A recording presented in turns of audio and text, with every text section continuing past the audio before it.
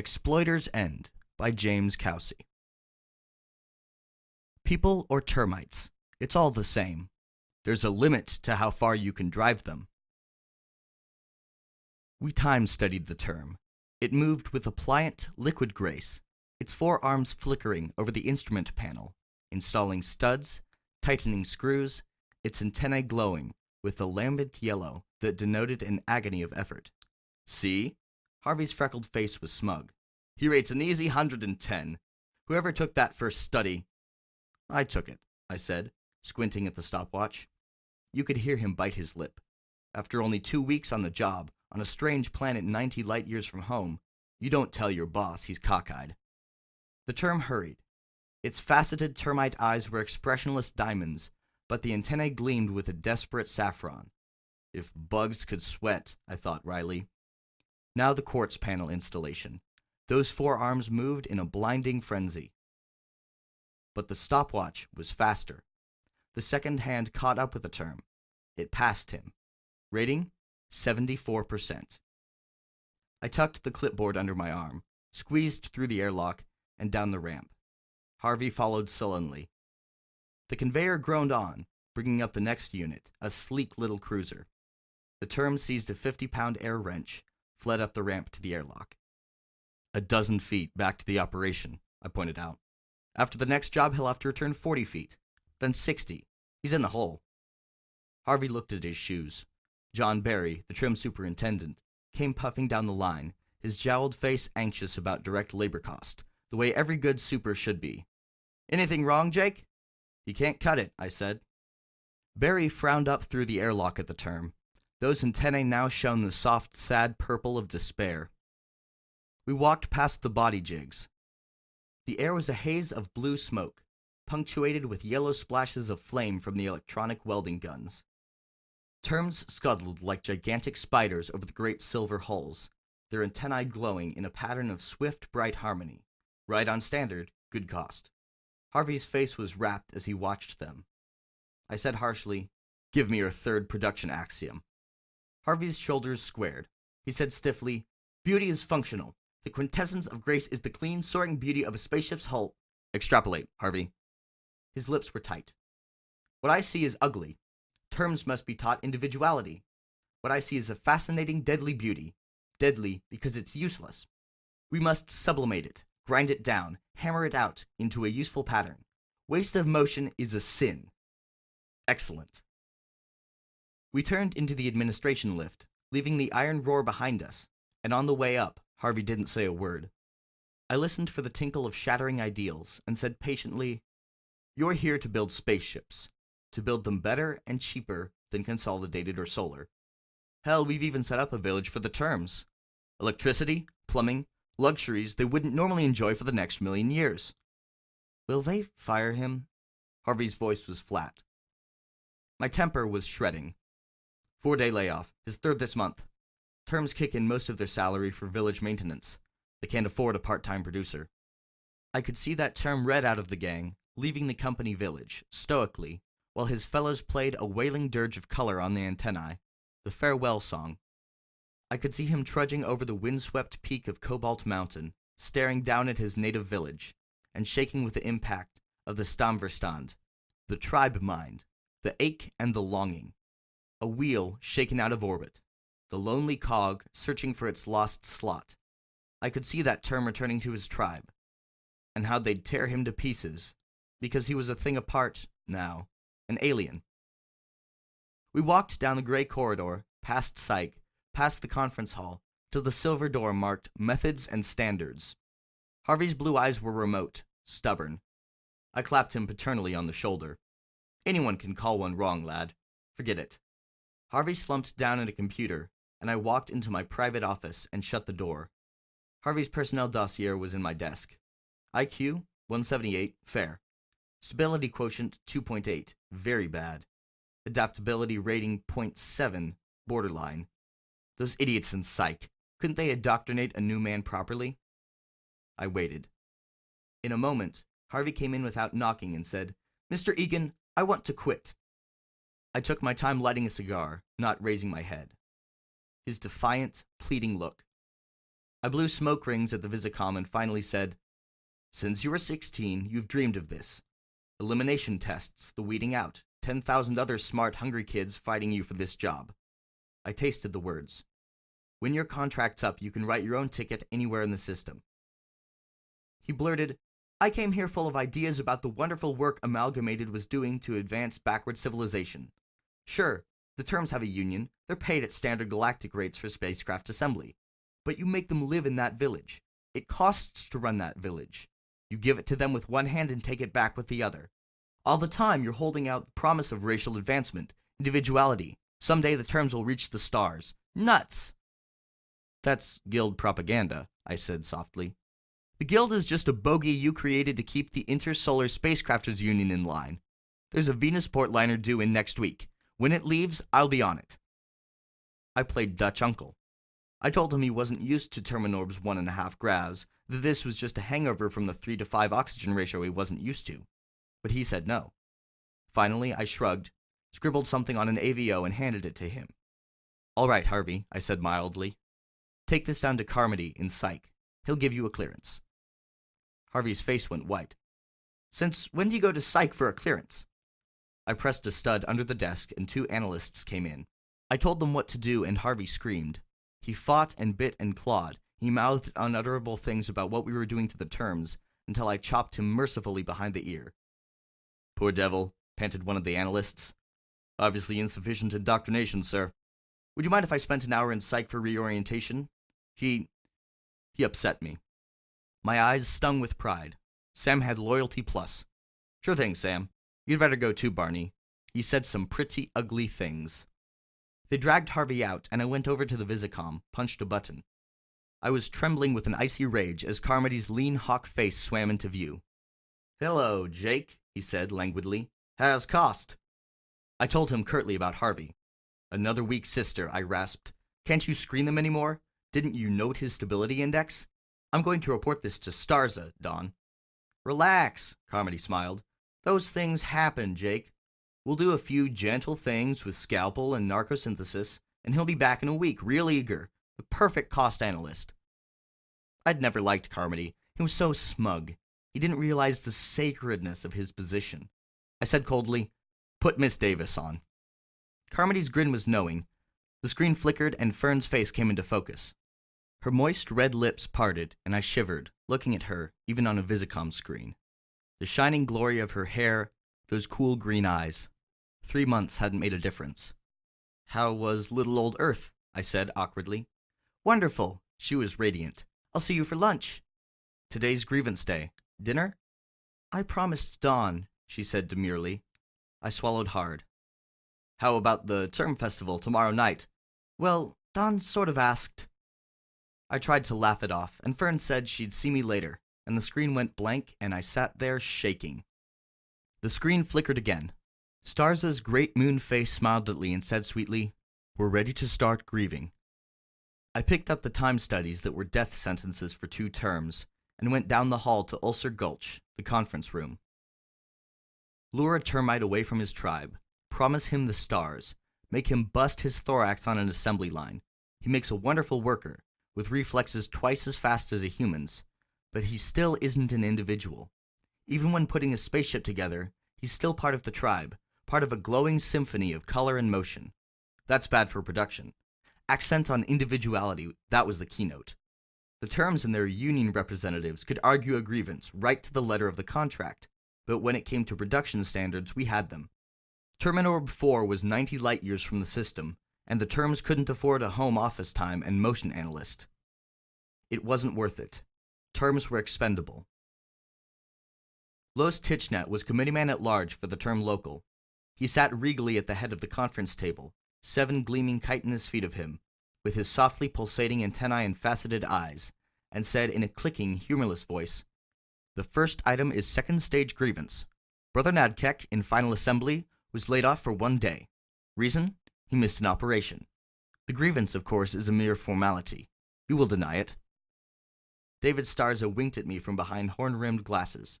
He sat like some great bland Buddha, director of industrial relations, genius in outer psychology, ruthless, soft-spoken, anticipator of alien trends. He said in that beautiful velvet voice, "Ordinarily, yes. In this case, Nadkek wished to ask his foreman about omitting a welding phase of the operation. While the suggestion was declined, Nadkek showed unmistakable initiative. Starza stressed the word. We appreciate his interest in the job. He will receive pay for the lost day." Around the table, antennae flashed amazed colors. A precedent had been set. Interest in the job transcended even the contract. "Management sustains the grievance," Tichnat droned incredulously. "Of course," Starza said. Nadkek left the conference room, his antennae a puzzled mauve. "Next," Starza said pontifically. The next grievance was simply that a foreman had spoken harshly to a term. The term resented it. In his tribe, he had been a fighter, prime guardian of the Queen Mother. Fighters could not be reprimanded, as could spinners and workers. Starza and Tichnat split hairs while I dozed and thought about Fern. Starza finally promised to reprimand the foreman. It was lovely, the way he thumped on the table, aflame with righteousness, his voice golden thunder, the martyr, hurt by Tichnat's unfairness, yet so eager to compromise, to be fair. The next grievance was work standards. Starza looked at me. This one mattered. This was cost.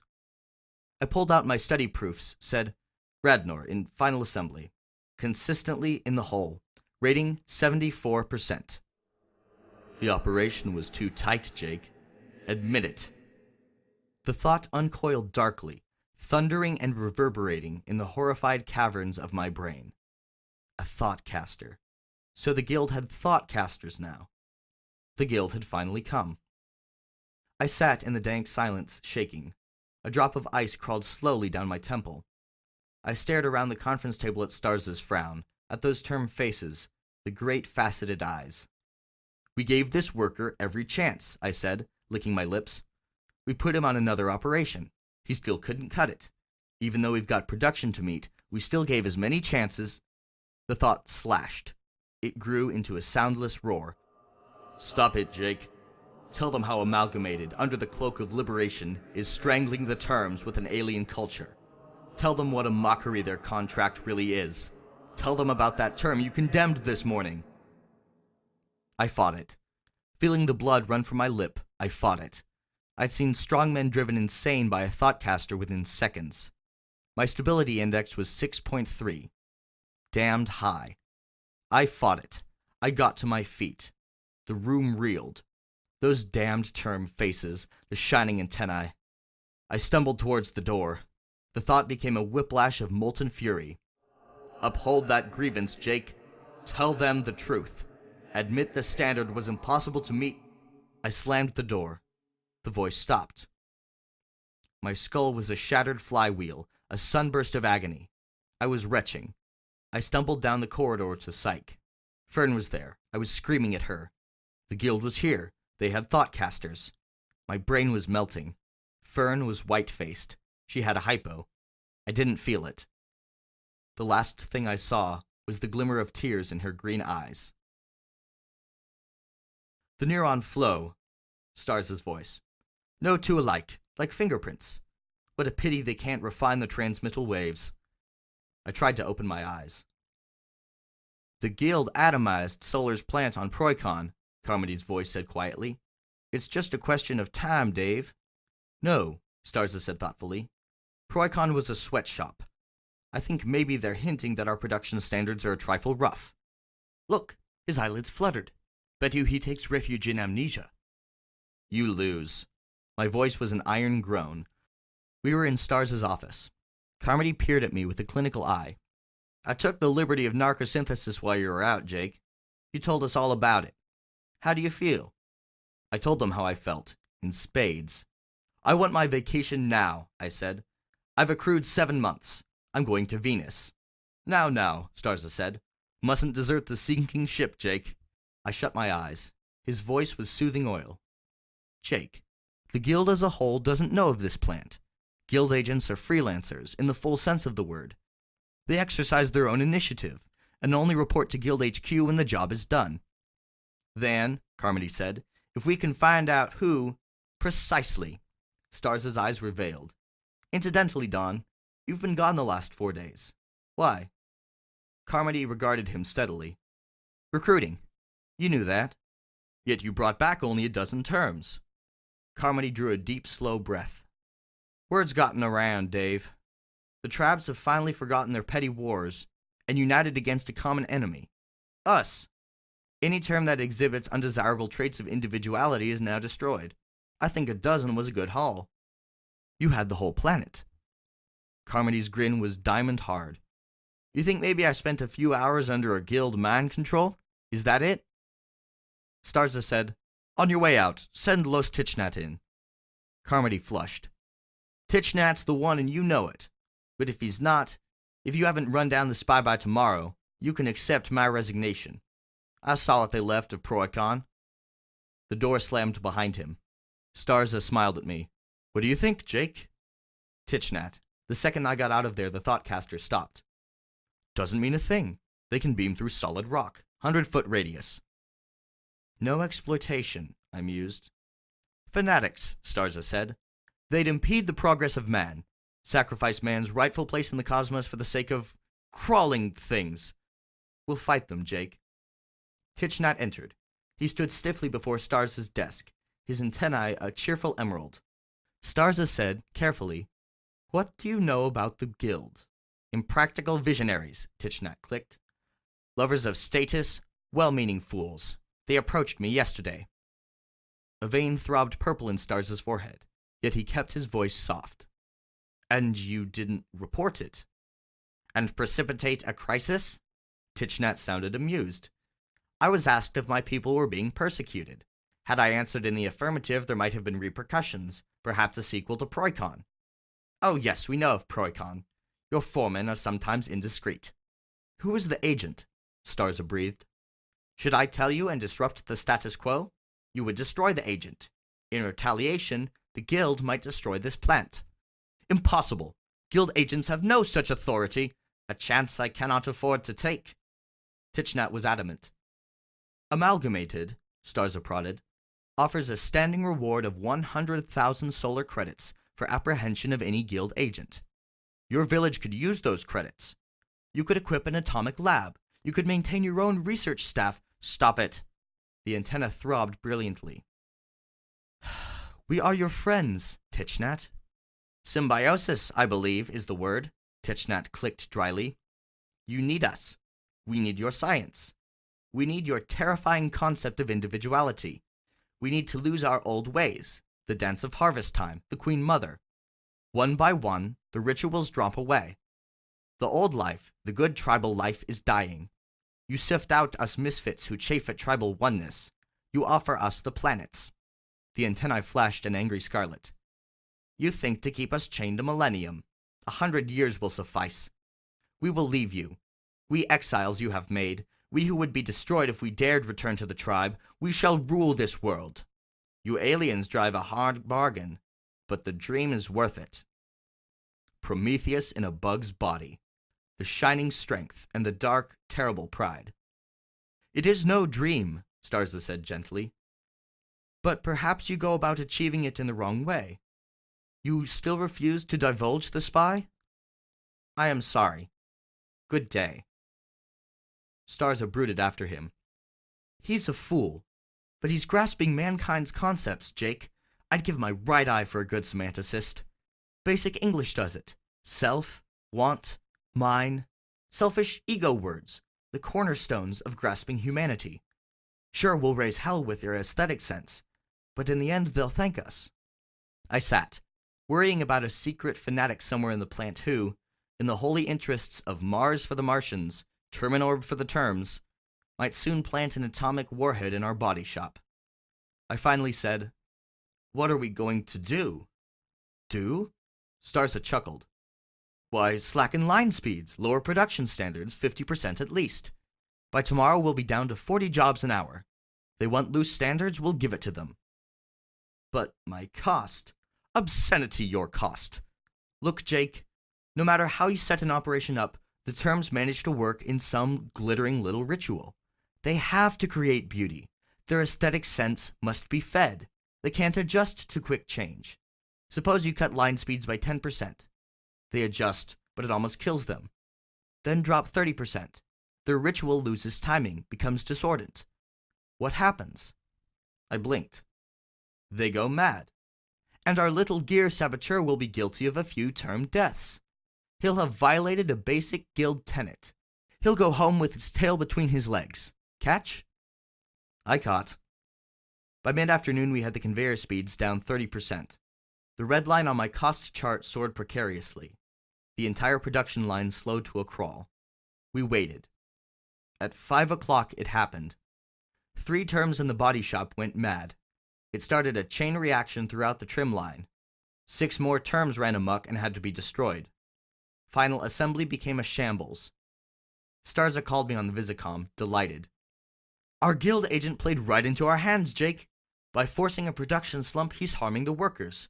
His next move will probably be a bluff. I wasn't so sure. That evening, the executive dining room was choked with a tight, gnawing tension. Department heads spoke in 100 whispers, eyes darting. The man across the table could be a mindless controlled, a guild pawn. Smile at him politely and keep your mouth shut. I ordered Thar, a terminal arthropod that was usually more delicious than Venusian lobster, but tonight it tasted like broiled leather.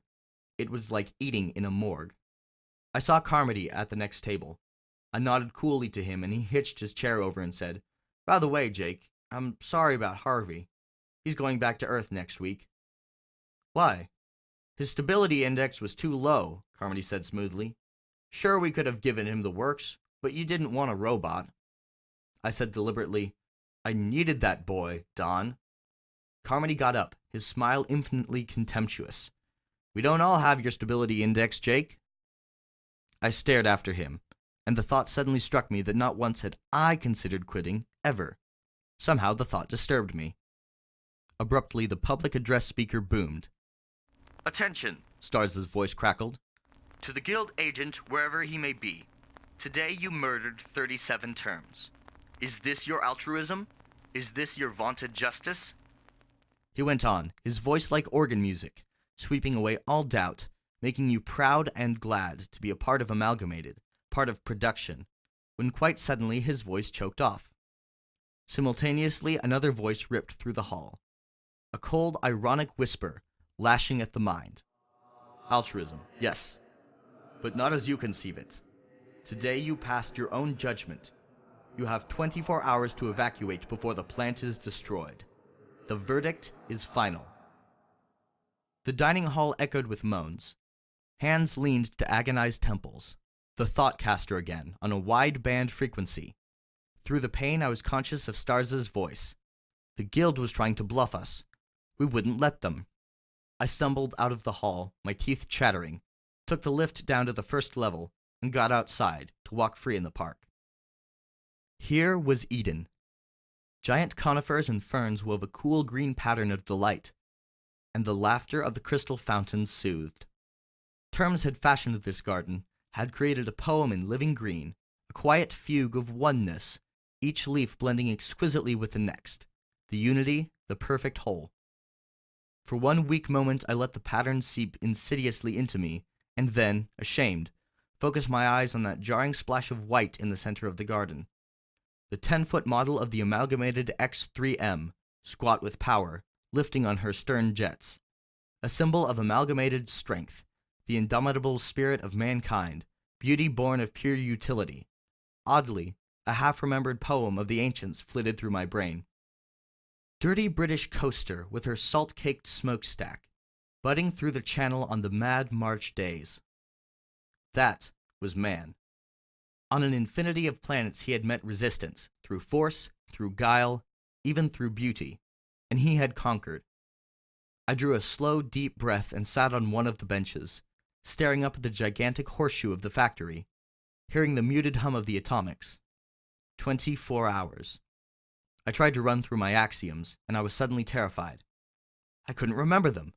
That damned thoughtcaster, twice in one day. Perhaps there was some gradual neural disintegration. My head hurt terribly. Tomorrow I'd go to Psych for a checkup. I thought about that marble villa in Venusport, and about my bank account. Not enough. Another year, just one more year, and I could retire at 34. I thought about the Venusian twilights and the turquoise mists off the deeps, and wondered dully if I'd ever see Venus or the Earth again. I saw Fern walking among the conifers, her face a pale mask of strain. You heard it, Jake? I nodded. We sat in the aquamarine twilight, and Fern was shivering, and I put my arm around her. Looks like altruism is a relative thing, I said. What do they want? Uncontaminated terms, she said bitterly. No science, no stars, no wars, and no progress. A big, beautiful planet mind, the term mind, forever static and forever dead. It's a bluff, I said. Our little fanatic stalling for time, hoping to stampede us while he finds another way. For example, why do you think we insist on basic English for all terms? Supposing a foreman should start jabbering terminese during an operation. The terms would revert. We'd have a line shut down. They can't adjust. Say. A random thought was nibbling at my brain. Where was Carmody this morning, just before I reeled in? Her fine brows knitted. Why, he went... Oh, Jake, surely you don't think... Went where? Down the hall, towards personnel. Towards the conference hall, you mean. He never even examined Harvey. It wasn't necessary, she said, uncomfortably. Don just wanted to verify his stability index. Sure. So he stood outside the conference hall and put a whammy on me.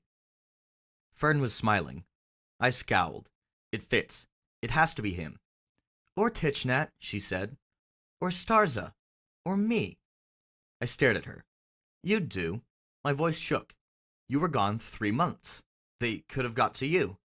Her rich, warm laughter sifted through the twilight, and I wanted to hit her. They did, she gurgled. But I've decided to relent, Jake. I'll spare the plant on one condition, that you take me to the term festival tomorrow night. I grunted. Carmody working overtime, I supposed? If the plant's still standing. I changed the subject. 2 hours later, Starza called a council of war. The conference room was crammed with quivering executives. Starza carefully let the tension build to a shrill crescendo before he said, One of you gentlemen is a guild mindless controlled. Ragged silence. Starza's smile was very faint. You gave us an ultimatum. But destroying this plant is an admission of failure you're not willing to make, yet. You'll try another tack. You're just beginning to discover that this environment we've created for the terms is superior to the primitive jungle. Tichnat. Tichnat stepped forward. His antennae were a proud, brilliant gold. Do you want to shut down? Starza asked softly. Are we fools? Tichnat clicked. To lose what we've gained? To return to our tribe? To be destroyed? Starza's calm gaze caressed each face, probing. You see? Stalemate. Whoever you are, you're bluffing. Tomorrow our conveyor speeds return to normal. You'll do nothing. You may try to agitate the terms, but they're satisfied. One of the superintendents cleared his throat. Look, he said unsteadily. Sometimes you can't afford to call a bluff. Starza said pleasantly, Any resignations will be accepted right now. You can wait safely in the term village until next week's freighter arrives. No repercussions, I promise. The lie was blatant. Carmody stood by the door, his smile strained. It was all too obvious what would happen to any resignees. None? Starza's brows rose. I'm proud of you. That's it, gentlemen. The next day was a frenetic nightmare. My cost dropped, but it didn't matter. That was one day when the best company man became a clock watcher. Line foremen, department heads, cracked under the strain, and were summarily removed to psych. Carmody and staff worked overtime. I toiled feverishly over operation schedules, the crazy fluctuating cost charts. My headache was gone, but I still couldn't remember my axioms. I felt guilty over not going to psych, but there just wasn't the time. Hell, I'd never needed indoctrination. I was an amalgamated man through and through. Finally, I grabbed an engineering manual, leafed angrily through it, and sat there, empty and shaking. I'd gone insane. The words were gibberish. Oh, I could read them all right, but they didn't make sense. What a filthy trick. Semantic block, Starza would call it. I kept staring at the meaningless words, conscious of a tearing sense of loss, and I wanted to cry. 6 o'clock was 0 hour. 6 o'clock came, and the factory held its collective breath while nothing happened. At 6:30, Starza made a long speech over the public address. about the selfless spirit of man, helping the terms reach the stars, about how we would never admit defeat, and about how, after tonight, the term festival would be discontinued. The terms had adopted mankind's culture. They had no further need of their effete native customs. At 7, Fern and I were walking past administration towards the lighted square-mile enclosure of the term village. Fern had never seen a festival.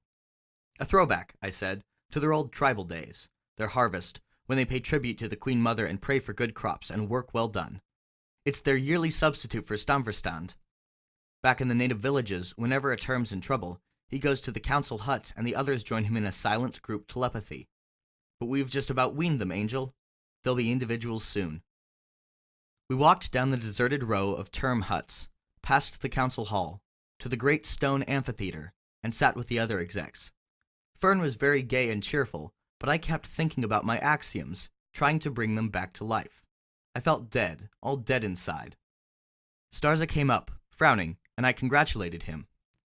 "It's too pat, Jake. It worries me. Where's Carmody?" "Setting up those semantic reaction tests you gave him," Fern said.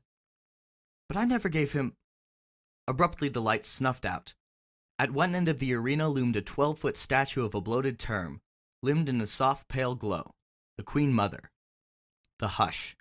Then the radiance. Slowly the terms filed into the arena, rank upon rank of living flame. First the fighters, their antennae shining crimson and splendid against the tall night. Then the twin glows of blue that denoted the spinners, the weavers. The golden blaze of the harvesters. The lambent colors crept through the air like a mood, like a dream, and deepened into a shimmering cataract of rainbow fire, a paean of light and glory that whirled and spun in a joyous rhythm, as old as the race itself. Then, chaos. A blinding flare cascaded from the 6-foot antennae of the statue. The radiance grew, brighter than an atomic flare, more terrible than the sun. The term stood frozen. Beside me, Starza swore. This wasn't in the script. That colossal voice. Ear-snapping clicks and liquid vowels. Terminese. The forbidden tongue. The voice blared. I caught most of it. "Children, you have sinned. You are defiled with the taint of alien monsters. You have failed the Queen Mother. Return, my children. Return to your tribes. Return to the tabernacle of unity, the one and all, the Queen Mother. For in death there is life, and there is joy in immolation. Return!" Lastly, the climax. That last shattering hunk of propaganda that would have been so tritely amusing if it hadn't been so terrifying. "You have nothing to lose but your chains." The giant antennae faded to a liquid silver, the silver of hope, of forgiveness. For a moment I was blind. I felt Fern trembling against me. The execs were chattering like frightened sheep. Then I could see. I saw Starza. He was moving down the aisle, cursing in a tight, dull monotone. I followed him down into the arena. The term stood shriveled, mute. Starza was fumbling at the base of the statue, and said in a thick, horrible voice, "Look!" The loudspeaker, the coiled wiring. The term stirred. Starza leaped to the lap of the statue. He bawled, "Listen! This is sacrilege! You have been victims of a hoax!" Not listening, they filed in silent groups out of the arena. Their antennae were the color of ashes. Starza jumped down. He pounded after them. He was shouting at Los Tichnat. "I know," Tichnat droned. He kept walking. "You are right. It does not matter that you are right. The Queen Mother called." "Listen," Starza mouthed. "It was a fraud, a trick. You can't—" "We must." Tichnat paused. For a long moment the great faceted eyes stared somberly. "It was a splendid dream, the thing you offered us. But this is the final reality, and yours is but a dream." He tramped stolidly on, after the others. The council hall door closed. Starza clawed at the door. It opened. He was too late. They sat silently around the great table, the faceted eyes dead, their antennae coruscating indigo, now green, now rose. Communion, the meshing of minds. Starza shouted at them. Stillness. Starza looked blindly at me. He was shaking. "Carmody," he said. "Carmody knows the term mind. He can do something. Come on," he said. We found Carmody in his quarters, methodically packing. His eyebrows rose as we burst in. Did you gentlemen ever try knocking? Stars had just looked at him. Carmody drew a long breath. You'll find my resignation on your desk, Dave. Ah? Stars' voice was very soft. It's only a question of time, Carmody said. Call it the rat deserting the ship if you like, but I'm through. Stars was smiling, a fat man's smile. So you really think you can pull it off? He whispered. Carmody shrugged, and Starza calmly took out a sonic pistol and shot him in the belly. A sonic blast hemorrhages. It rends the capillaries, plows the flesh into a flaccid collection of shattered nerve fibers and ruined arteries. It's a rotten way to die. Starza watched Carmody thrash himself to death on the floor. I turned away. For the record, Jake, he made a full confession. We both heard him. Just for the record, I said. It had to be him, Starza said. That Thoughtcaster blast yesterday morning made reference to your study on the term. Only Harvey and Carmody knew about that. It couldn't have been Harvey. He cut his throat this morning. I've decided, Starza said, this is a Type L planet after all. The natives are chronically unstable, hostile in fact. Pursuant to Solar Regulation 3, we have the right to enforce martial law. It should be 6 months before an investigation. Meanwhile, we'll get production, I said. We'll get production. He wiped his forehead, relaxed. Better turn in, Jake, he said kindly. I'll need you in the morning. I turned in.